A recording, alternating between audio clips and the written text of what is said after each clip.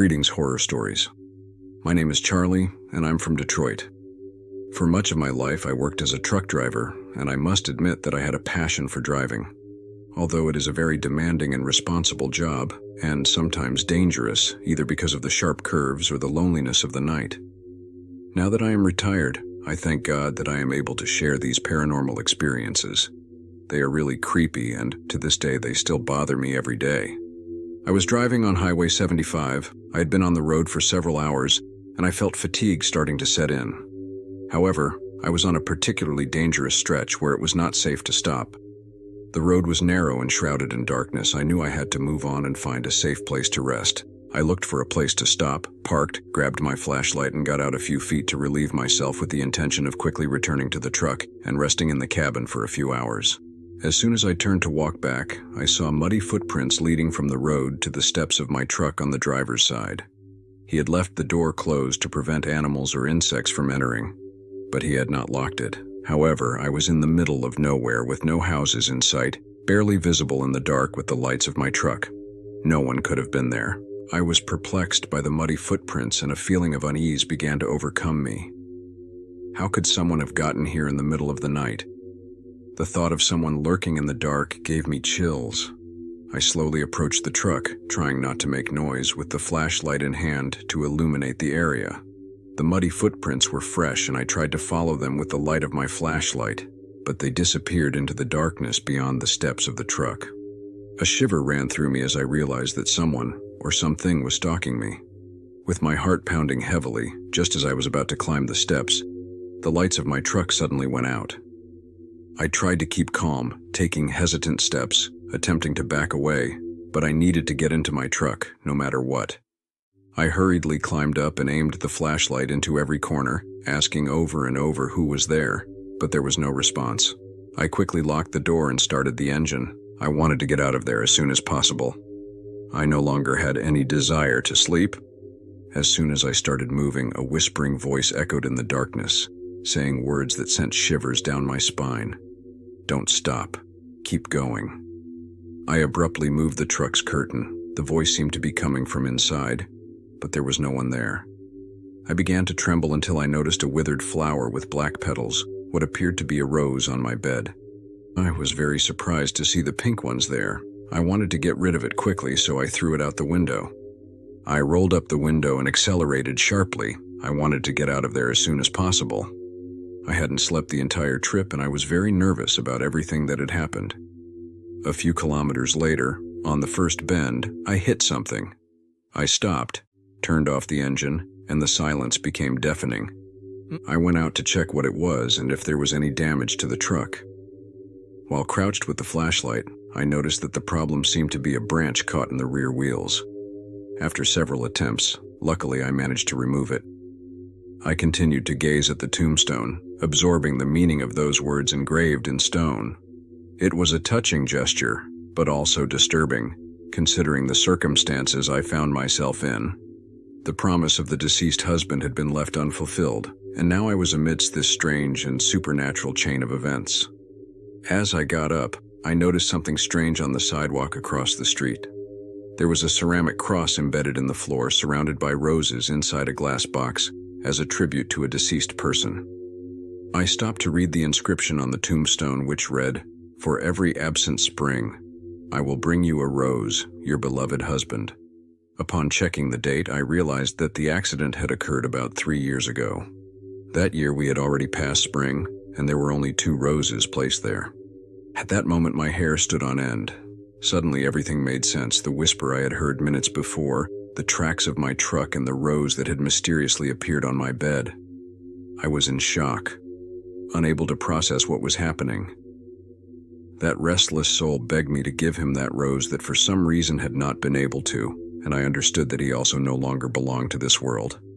The rose from that spring that had appeared in my truck was intended for his beloved. Tears flowed as she thought of the tragedy of that man, who even in death tried to fulfill his promise. I had just gotten married a few months earlier, and it was very difficult for me to imagine his pain and loss. This story was as sad as it was terrifying, one of those that is never forgotten. If you like the story, please like, just to see if you enjoyed it or maybe to let me know if you've had similar experiences. Good evening, horror enthusiasts. My name is James and I live in West Virginia, United States. I've been a truck driver for about 7 years, and I want to share this paranormal experience that happened to me about 2 years ago. I wouldn't wish it on any colleague, although I know I'm not the only one who has experienced it. One night while driving on a lonely road in the mountains of West Virginia, I experienced something that left me breathless. It was late and dense fog enveloped the road, reducing visibility to almost nothing. As I progressed, it became evident that my journey was not going to be very enjoyable. But to be honest, I enjoyed driving at night a lot. The roads were not crowded, and the tranquility of the night gave me a lot of peace, and I had been driving for more than 10 hours, so I needed to stop soon. I was listening to the radio, as usual, when suddenly my headlights illuminated something in the distance. A tall, dark figure, human in appearance, standing in the middle of the road hitchhiking. I stopped the truck abruptly and opened the passenger side door, asking him what he needed. It was common to encounter hitchhikers on certain roads, and I usually stopped to offer help. The man there was around 50 years old, and his clothes were noticeably old, dirty, and very worn. His gaze was distracted, he was dressed inadequately for the weather, and his hand showed signs of having been in contact with mud or car oil. It wasn't surprising, considering he had been stranded with his car. Additionally, I noticed a notable scar on his face, which impressed me with its depth. I asked him where he was going, and he responded that his car had broken down a few miles away, and he needed help. He asked me to meet him at the nearest urbanization. I responded that I could help him with my toolbox, tell me where his car was so I could take him there and try to fix it. He sat in the passenger seat and pointed in the direction of his car. I asked him if he was okay, since his appearance didn't seem to suggest it. The man remained silent, not answering my questions as he looked out the window.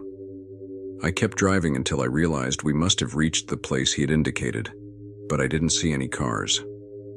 When I asked him if he was sure we were on the right path, his response was, "Keep going." As we continued a few more miles, I started to feel nervous. Not only because of the time we were taking, but also because I had a feeling that something wasn't right. A chill ran down my spine when I realized we were in the exact same spot where I had picked him up on Route 79. My route had been straight the entire time, so I couldn't understand what was happening. I was very surprised. It was impossible that we were passing through the same place. Furthermore, during the entire journey, the man had barely uttered between 2 and 3 words. I decided to stop the truck and politely asked him to get off as the situation did not sit well with me. The man stared at me without expressing any gratitude and walked out, slamming the truck door. I watched him venture into the woods, disappearing into the darkness, and in that moment I knew I couldn't leave him alone. Despite his rude manners, I understood that he needed help. The guilt grew, but it had already vanished into the thicket. I remember being momentarily paralyzed, not knowing what to do next. An uneasy feeling came over me as I looked at the dark blanket of trees that surrounded the path. I started the truck and continued without stopping until I reached the first urban area I found. There I saw a typical local bar, known among truckers for being open 24 hours a day. Upon entering, I met a colleague enjoying a cup of coffee. Upon seeing me, he immediately asked me if I was okay, noticing my somewhat tense expression. I responded that I was somewhat confused, as I had experienced something inexplicable. As he told her what had happened, his expression changed dramatically. He told me that on that same route, a truck driver had lost his life while driving due to a heart attack several years ago, and his lost soul was hitchhiking in the exact same place where he had died. Those who did not stop to help him mysteriously disappeared. His cousin had disappeared on that same route, and he remembered the last thing he had told him about a hitchhiker on Route 79, and that he had not stopped. He was in a hurry to deliver the merchandise he was transporting. After that phone conversation we had while he was on the road, the next day they found his truck, but they never found my cousin. After hearing my colleague's chilling story, I was overcome with a deep feeling of unease and fear. He had just experienced a paranormal event and could not understand that there is something beyond that lurks in the darkness. If you like this story, please like and subscribe so you don't miss other equally disturbing stories.